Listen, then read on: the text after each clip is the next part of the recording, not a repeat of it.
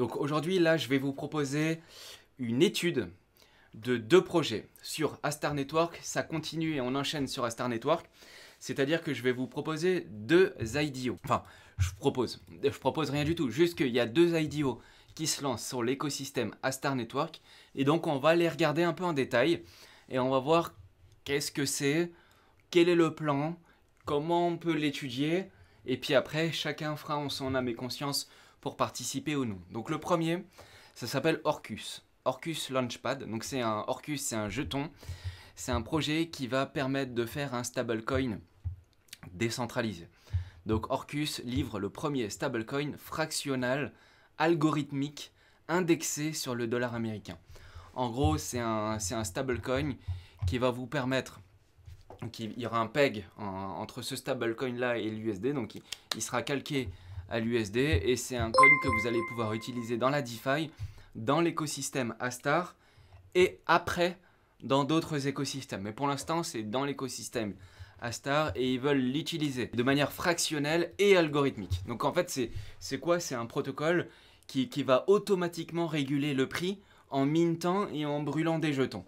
Donc je vais vous montrer un petit peu les illustrations du projet, mais là le but c'est que je vous présente surtout le plan, l'IDO, et la présentation du projet, on y passe vite fait. Si vraiment ça intéresse du monde, dans ce cas-là, dites-le moi en commentaire.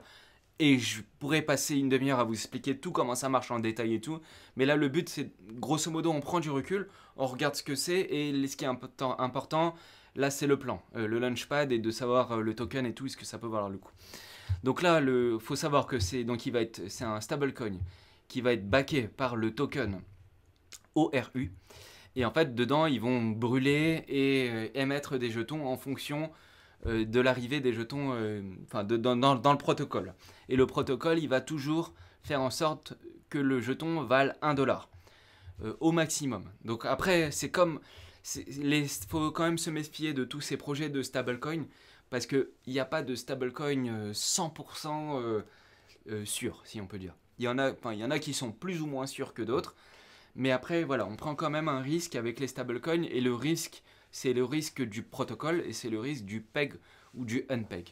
C'est-à-dire que le stablecoin, le protocole peut se faire hacker, c'est possible, et le protocole peut aussi avoir une différence de peg, c'est-à-dire que des fois il pourrait valoir plus qu'un dollar ou moins qu'un dollar, alors que précisément son but et sa fonction, c'est de rester à 1 dollar, justement. Donc le risque, c'est ça, mais en tout cas, ce projet, il va faire ça, et il va le faire avec le token ORU.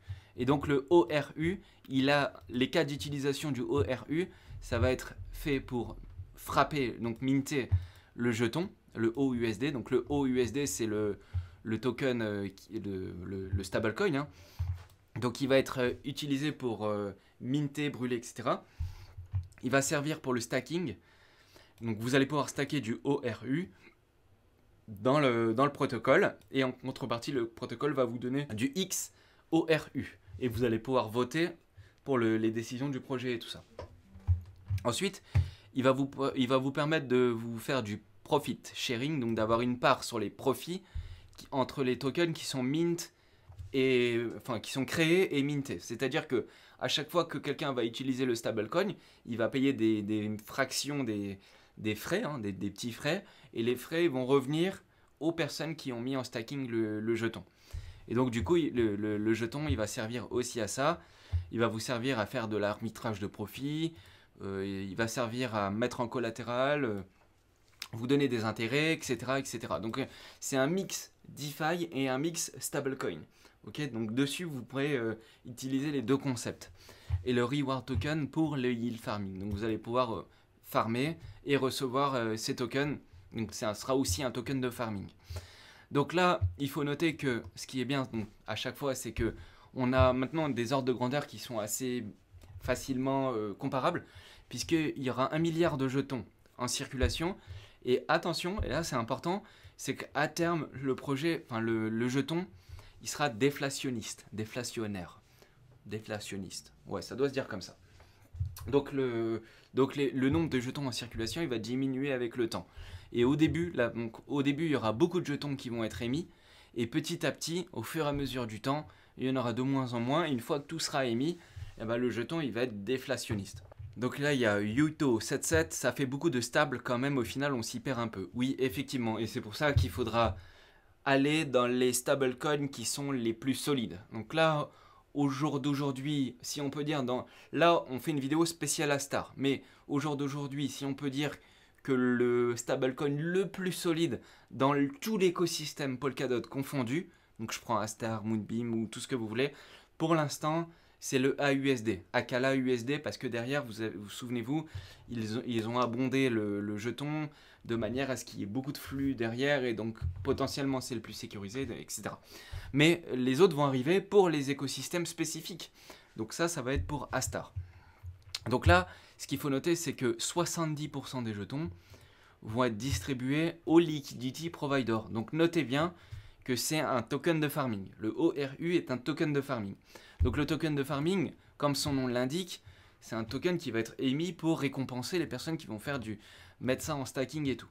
Donc ça veut dire qu'il y aura une inflation qui est importante au début, hein, et puis après il sera déflationniste au bout de 6 ans. Donc l'émission n'est pas fixée, c'est changements, enfin c'est sujet à un changement au fur et à mesure en fonction s'ils ont besoin de booster, etc. Il y aura 25% qui sera pour la team, donc là je trouve que c'est beaucoup, 25% pour la team, 5% pour la trésorerie et une petite partie pour le launchpad. Et pour le launchpad, donc c'est 50 millions. Donc 50 millions sur 1 milliard, c'est 5%. C'est 5%. Donc s'il y a 5% du total des jetons qui vont être distribués. Donc 5%, c'est quand même beaucoup, hein. Ils veulent lever, en gros là, ils veulent lever 50 millions de jetons. Donc ça fait 5% du total supply au prix de 0,5 USD. Donc ça fait 0,05, pardon. 0,05, donc ça fait 50 millions. Donc là, ils veulent lever 2,5 millions. Donc, ils veulent lever 2,5 millions dollars, pardon, et en vendant des jetons ORU, sachant que c'est un token de farming et que donc du coup le token va être utilisé pour récompenser et va être émis de plus en plus. Donc en fait, ça sera intéressant si et seulement si le projet est utilisé. Et ce qui est intéressant, c'est que là, sur cette vente, ils vont vendre, ils vont libérer 20% des jetons immédiatement, et après ça sera tous les 2 semaines. Donc ça va quand même aller assez vite. Tous les 2 semaines, 20%, 20%, 20%, 20%. Donc en gros, un mois après le listing, tout sera déjà libéré, et donc les jetons seront libérés très rapidement. Ça c'est l'avantage. L'inconvénient, c'est qu'ils veulent quand même lever 2,5 millions. Et 2,5 millions, c'est une grosse somme pour un launchpad. Normalement, les launchpads, on lève une petite somme pour justement créer un effet de bousculade. Hein. Tout le monde se bouscule, où il y a à peine 1% des personnes qui veulent participer, qui participent, pour que les derniers soient obligés d'acheter au listing. Et après, ils achètent au listing, et derrière, le prix pump. Et après, derrière, il y a une régulation qui se fait, etc. Donc ça peut valoir le coup. 5 centimes, donc 5 centimes de 1 milliard, ça fait... sur 1 milliard, ça fait une valorisation de 50 millions. Donc 50 millions de market cap fully diluted. C'est plutôt bien. Ça fait beaucoup quand même parce que c'est un tout petit projet qui est sur Astar, mais ça peut se tenter. Ça peut se tenter, mais voilà, ça sera à vous de faire votre analyse. Ça peut se tenter, mais en tout cas, voilà, notez que la vente, c'est le 15 avril. Donc le 15 avril, ça va arriver vite, hein, à 10h. Donc nous, à Paris, ça sera à midi, et ça va durer 48 heures. Donc ils vont vendre, honnêtement, je pense que ça va partir assez vite. Il devrait y avoir du monde qui va aller dessus, sauf, je dis bien sauf, si pendant les 3 prochains jours, le prix du BTC baisse. Là, on va avoir un petit peu moins de monde. Mais je pense qu'honnêtement, ce projet-là, il va y avoir du monde qui va participer, parce qu'il y a quand même un certain engouement au niveau de la vente, au niveau de l'écosystème Astar. Et dans le chat, Bernie QC, oui, c'est Orcus Finance. Et donc, honnêtement, ça peut marcher, mais c'est pas non plus le plan de l'année, quoi, on va dire. Donc là, c'est à vos risques et périls. L'analyse, elle est faite. Il faut noter aussi que ça va se passer de manière simple, ça va se passer sur orcusfinance.io/launchpad. Donc ça va se passer sur leur site à eux. Et leur site va aussi proposer un service de launchpad. Donc en fait, vous allez aller dessus et vous allez pouvoir participer directement dessus. Et c'est en USD. Et du coup, vous avez tout la roadmap du projet qui est là. Voilà, elle est là. Et vous avez la roadmap du projet qui se trouve ici. Et là, nous, on est déjà au deuxième trimestre, donc on se trouve vers là, au tout début. Donc là, il y a la vente, après il y a le protocole qui va se lancer, après il y a le stablecoin qui va se lancer, ça avant le troisième trimestre. Et puis après, ils vont développer un peu plus le Launchpad, mettre le stacking. En fait, c'est tout ce que je vous ai présenté. Ils vont le faire avec le temps d'ici la fin de l'année. Et après, ils vont le faire de manière multi-chain, avec des assets synthétiques et tout. Franchement, ça peut être intéressant. Mais par contre, c'est bien risqué, hein. Donc, à vos risques et périls, mais à creuser. Mais franchement, c'est un projet qui s'étudie. Voilà, à vous de voir. Est-ce que vous pensez que les conditions de marché le permettent? 2, est-ce que vous croyez en l'écosystème Astar? Et si, et seulement si vous y croyez, dans ce cas-là. 3, est-ce que vous pensez que Orcus Finance pourrait être un stablecoin qui va être utilisé sur les gros DEX style ArtSwap ou autre? Donc à vous de voir. Deuxième plan, deuxième IDO qui se passe, c'est l'IDO de ArtSwap. Et là, ArtSwap, c'est autre chose. Donc là, on avait le projet qui lève beaucoup de monnaie, mais pas cher. Et là, où vous avez en fait une stratégie qui est diamétralement opposée avec ArtSwap. Donc là, vous avez la stratégie inverse, où eux, ils vont vous lister quasiment aucun jeton. Donc là, ça va être la guerre, hein. Là, ça va être la guerre. Ils vont vous lister pas beaucoup de jetons, mais par contre, ils vont les lister cher. Et souvenez-vous, le plan que je vous avais donné en farming sur Astar, ils avaient évalué leurs jetons. Alors, je vais vous le montrer. Sur ArtSwap, ils évaluent leurs jetons à 0,175 sur les taux de rendement. Sauf que sur la IDO, la vente, là, ils vont vous vendre le token à 0,5.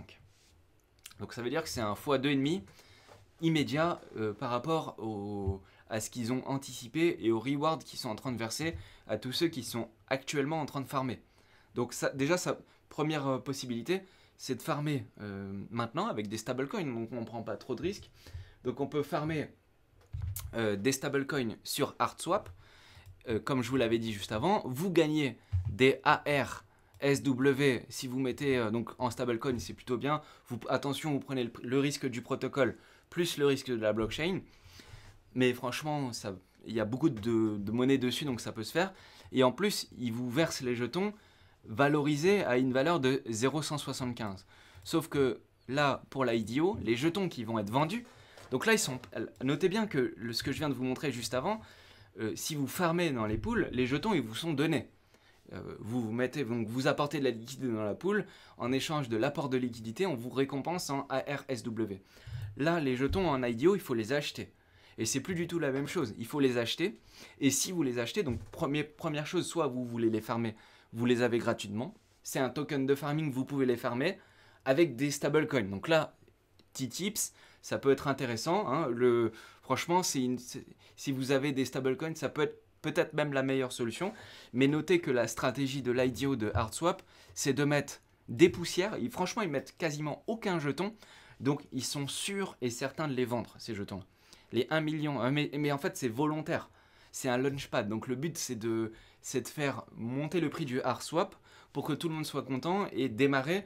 Et du coup, si ça se passe comme ça, derrière, il y aura des pools de liquidité en ArtSwap. Et du coup, la total value, le code, donc la TVL de ArtSwap va augmenter de manière fulgurante. Et du coup, ça va faire effet positif.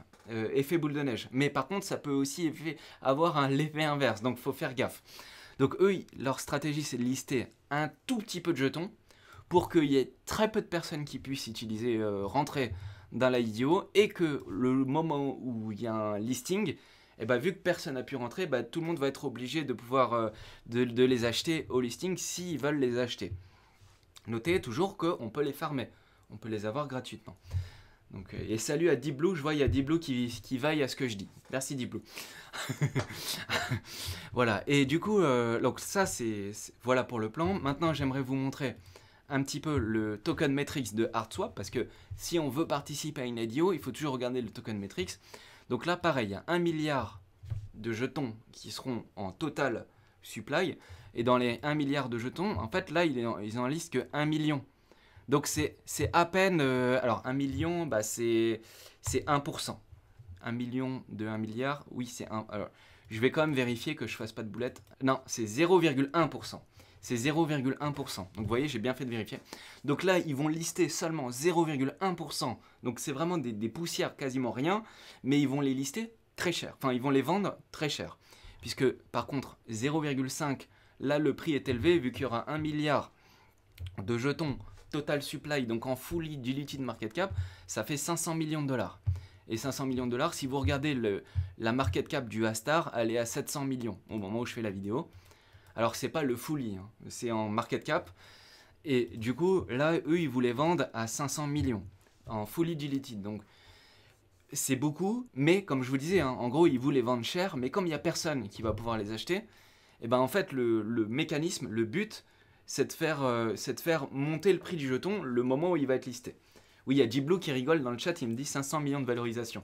Eh oui, en full liquidité, c'est beaucoup. C'est ce que je disais, c'est que autant Orcus Finance, eux, ils vendent leurs jetons beaucoup moins cher, mais par contre, ils en vendent énormément. Ils en vendent 2,5 millions, hein, 2,5 millions de dollars de jetons. Ils veulent lever 2,5 millions. Mais du coup, eux, ils lèvent beaucoup de jetons, mais à des prix pas chers. Mais même malgré ça, c'est pas sûr qu'ils arrivent à tout vendre. Alors que la stratégie de HardSwap, c'est la stratégie inverse. Ils en vendent quasiment aucun. Parce que si vous faites 1 million... Parce que là, ils vendent 1 million de jetons à un prix de 0,5. Donc ça veut dire qu'ils vont seulement lever 500 000 dollars. 500 000 dollars en crypto, c'est des poussières. Hein. Une whale, elle peut acheter tout si elle veut, une whale à 500 000 dollars. Donc là, vous voyez deux idiots, deux stratégies, deux fonctionnements différents. Et c'est pour ça que ça sera à vous de voir comment vous voudrez faire vos trucs. Mais notez que dans les deux cas, que ça soit pour Orcus ou que ça soit pour HardSwap, dans les deux cas, ce sont des tokens de farming.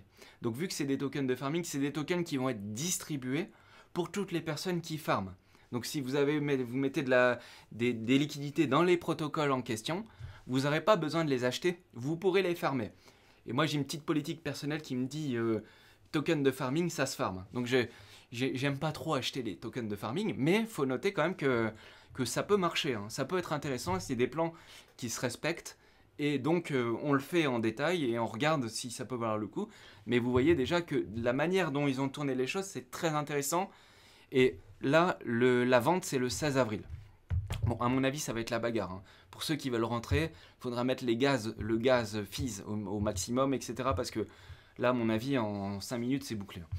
Donc voilà, c'est le 16 avril pour HardSwap et le 15 avril pour Orcus Finance. On suivra ça. J'espère que vous regarderez ça ou de loin ou que vous participerez si vous avez envie de participer. Mais en tout cas, maintenant, vous savez comment ça va se passer. J-Blue. Pour se financer, ils devront dump leur token du coup ensuite. Bah oui, ouais, bah ça c'est mais ça c'est tous les projets. ça J-Blue c'est tous les projets. Hein. C'est pas une caractéristique des tokens de farming ou de ces projets-là. Ça, en fait, oui, effectivement, là c'est une IDO. Donc en plus ces projets-là, avant ils ont pas. Alors à ma connaissance, hein, alors pour Orcus Finance, ils ont pas fait de vente de public sale, de private et tout ça. Par contre, pour HardSwap, eux, ils l'ont fait. Ça veut dire qu'il y a aussi des investisseurs derrière. Et sur HardSwap, on voit que le montant de liquidity reward, c'est 35%. Ça veut dire que c'est beaucoup. Enfin, c'est la majeure, enfin, c'est le plus gros poste, si on peut dire, de dépenses de leur token. Mais c'est pas non plus énorme par rapport à Orcus Finance, où là, j'avais vu que c'était 70 ou 80% du total. Bon là je l'ai plus, mais il faudrait retrouver. Donc voilà pour le plan. Donc faut creuser. Après, il y a un bémol. Et là j'aimerais attirer votre attention là-dessus. Il y a un bémol. C'est que ce soit sur Orcus Finance ou que ce soit sur HardSwap, j'ai un gros problème avec ça. C'est que j'arrive pas à trouver qui est la team. Donc on ne sait pas qui est la team. J'ai cherché, j'ai pas trouvé. Donc sur HardSwap, j'ai réussi à trouver... alors ils écrivent en japonais, donc peut-être que c'est des japonais, mais après quand je creuse vraiment et tout, je tombe sur 2 personnes sur HardSwap, je tombe sur lui, mais honnêtement je suis pas sûr que ça soit lui qui fasse partie de la team. Rohan Sherawat, c'est un indien, et Bullet Tangley, et lui je crois que il est aux Pays-Bas, Netherlands. Mais par contre, sur Orcus Finance, j'ai pas trouvé qui est la team. Et moi, quand j'investis quelque part, j'aime bien savoir qui prend ma monnaie, si on peut dire. Donc là, j'ai trouvé ça, mais il y a très peu d'infos par rapport à la team. Par contre, autant sur ArtSwap, ils ont des gros fonds d'investissement qui sont derrière. Il y a Sota Watanabe qui est derrière aussi. Il y a du monde qui soutient le projet et qui pousse. Donc, il y a toutes les raisons de penser que c'est un bon projet. Après, sur Orcus, j'ai un peu moins d'infos. Je vous avoue, j'ai un peu moins d'infos. Mais c'est un projet qui va se développer quand même et il faudra suivre, à voir si c'est intéressant. Voilà, j'espère que ça vous a plu. Si ça vous a plu, je vous propose de vous abonner et de cliquer sur la cloche. Je tiens à vous dire aussi sur Astar Network, bientôt le DApp stacking va changer. Donc au niveau du DApp stacking, il faudra, tous ceux qui ont participé au crowdloan et qui stackent sur le DApp stacking de Astar, il faudra retirer vos fonds et les mettre sur un vrai projet. Parce que là, en ce moment, vous ne mettez pas sur un vrai projet, vous mettez sur des personnes qui peuvent proposer eux-mêmes un validateur. Pardon. Et coucou petit Périche me dit que c'est jeudi, donc il faut le faire avant jeudi. Faites-le, comme ça vous passez sur un vrai projet. Parce que le DApp stacking, c'est de passer sur un vrai projet qui lui va utiliser la blockchain et c'est fait pour ça. Et au bout d'un moment, si vous ne le faites pas, en fait, votre ratio, vous allez gagner 2 fois moins que ce que vous gagnez aujourd'hui. Donc c'est très important de le faire si vous avez des fonds à staking. Faites-le, petit clin d'œil, c'est très important. On vous en reparlera sur les réseaux sociaux, Twitter et compagnie. Il faut les enlever, vous les unstackez, Bernic QC. Me dit est-ce qu'on doit les déstacker? Oui, vous les déstackez et vous les mettez sur un projet qui fait vraiment du DApp staking. Faites-le dans la journée de jeudi, Voilà. Bon, j'espère que ça vous a plu. Si ça vous a plu, petit pouce. On est dispo sur Twitter, Telegram, Discord. Et puis, on vous dit à la prochaine. Si ça vous a plu, petit pouce. Ciao à tous, c'était un plaisir.